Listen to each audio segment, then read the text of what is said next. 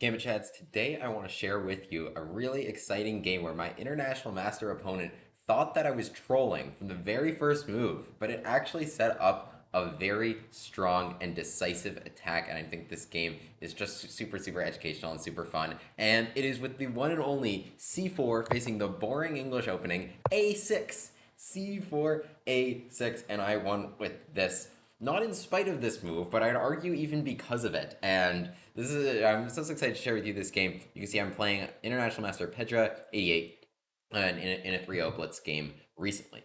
And so in this position, so what is the point of c4 a6? What is the point? Well, it is covered in another video of mine, but if your opponent plays knight c3, stopping presumably the only point of a6, which is b5, and knight c3 overwhelmingly the most common, we play b5 anyway, sacrifice this pawn, and it's a hard gambit to decline, because otherwise b4 is going to send the knight flying all over the board. We're going to keep attacking it. So if they take this pawn, bad news for them, this knight's still going to end up flying all over the board.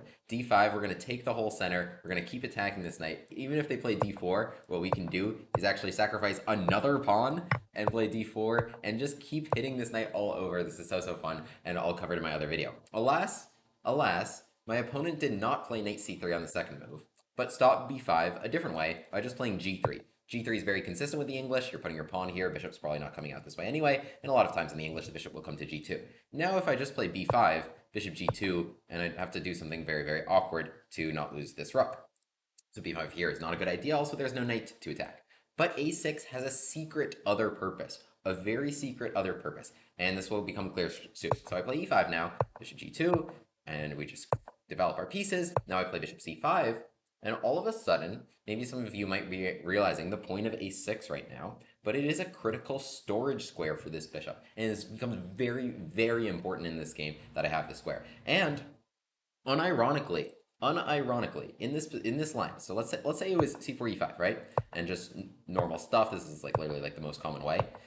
In this position, a6 is a very good move to make. Actually, in the Masters database, I think it is the most common move, and I think it is recommended by the engine. This bishop is going to get hit, and it's going to need a square to come back to. So, going back to this position in the game, oh, look at that. We've played a6, and we are going to launch a killer attack, and I'm so excited to share with you. So, e3, and now the bishop's coming back, knight e2. So my opponent is clearly getting ready to play this move, d4, to attack this bishop. Now the knight defends d4, but we've already come back to our safe square here. And so I continue playing, and now it is very important that I've done it in time, because I'm able to play here bishop to e6, hitting the c4 pawn. Opponent defends it with b3. Now I play queen d7, and d4 comes. If my bishop was on c5, in this position, I would be losing a piece, because my bishop would have to move. Okay, I could go take, but then my bishop would have to move somewhere, right? And then, once my bishop moves, if it's white's turn again, they play d5, forking my bishop and knight. However, I play bishop e6, hitting this pawn. My opponent defended it with the b pawn, so that their d pawn can still move.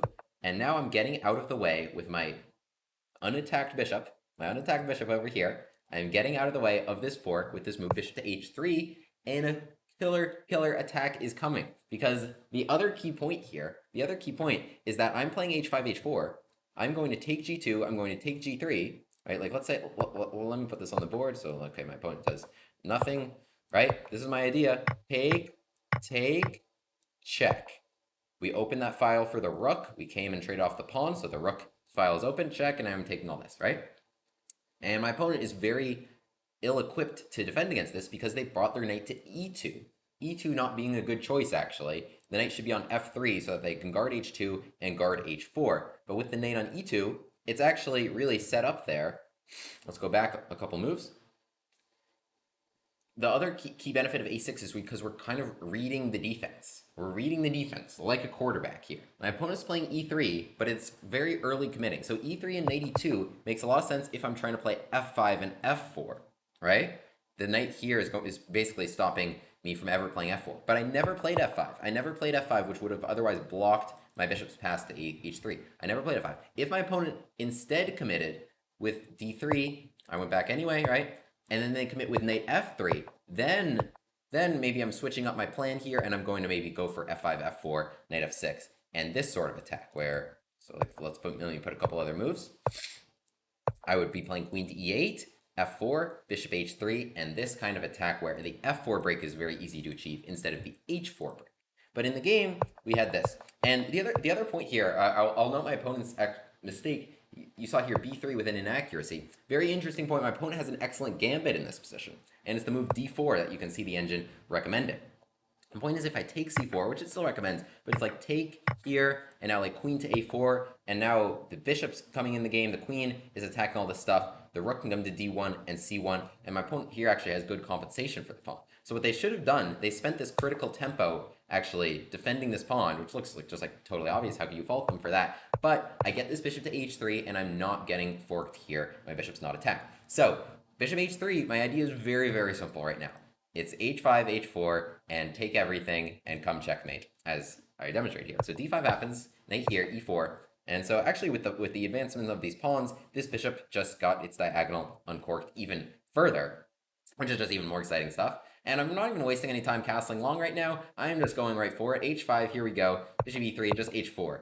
And it actually gave me double question mark for h4 because I had an opportunity apparently to seize a very large advantage by playing takes, and then maybe this move h4.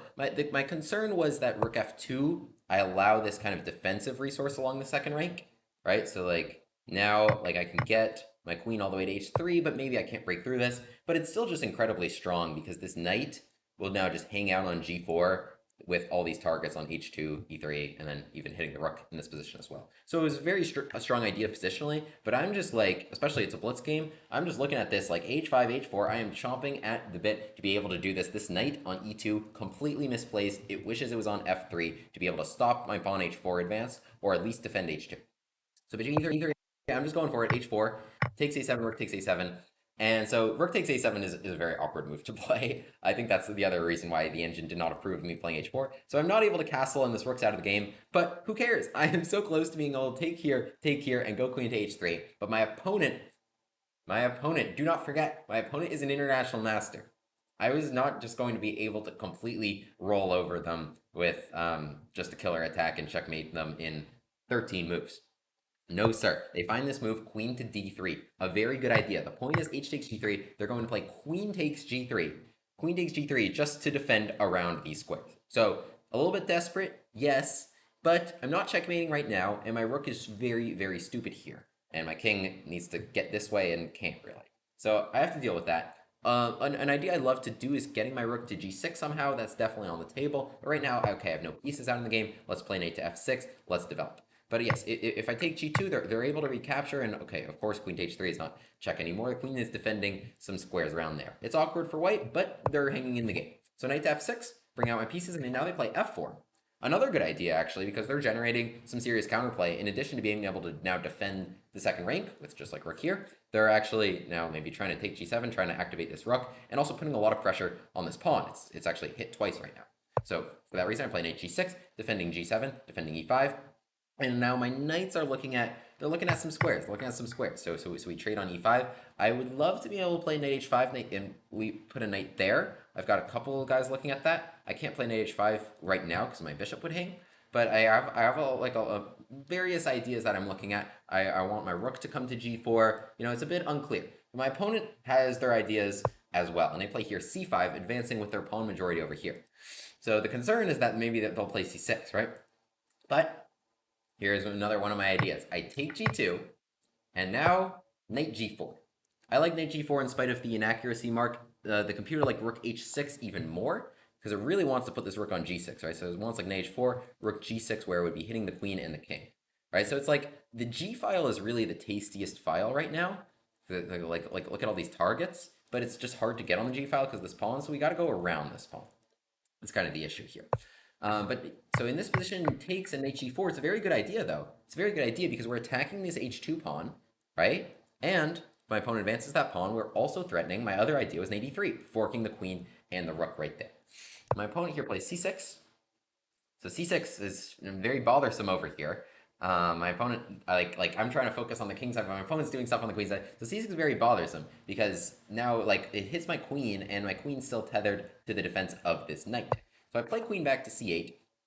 Engine doesn't like it. It would rather I went to take and brought my queen right there. But I was a little bit concerned about giving this knight d5 square, but I guess it doesn't do anything. My rook is defending here.